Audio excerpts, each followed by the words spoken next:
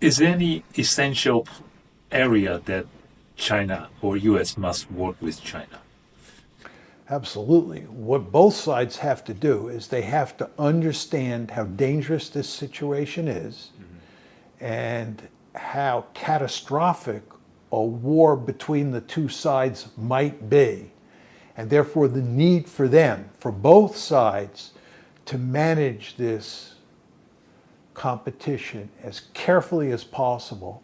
And if a crisis does occur, a Cuban Missile Crisis like crisis, they have to understand how essential it is for decision makers on both sides to make sure that it doesn't turn into a war.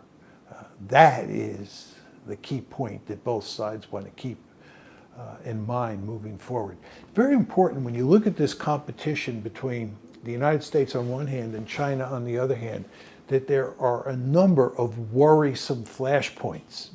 People tend to focus on Taiwan, which is an obvious potential flashpoint, but there's also the East China Sea, and there's also the South China Sea. Then there's the Korean Peninsula, where a war between South Korea and North Korea could end up bringing the Chinese in on the side of the North Koreans and the Americans in on the side of the South Koreans. This, of course, is what happened in the fall of 1950, right? And then you also have a potential for a real conflict involving China and India up in the Himalaya Mountains. So we're dealing with a situation where there are a number of dangerous flashpoints.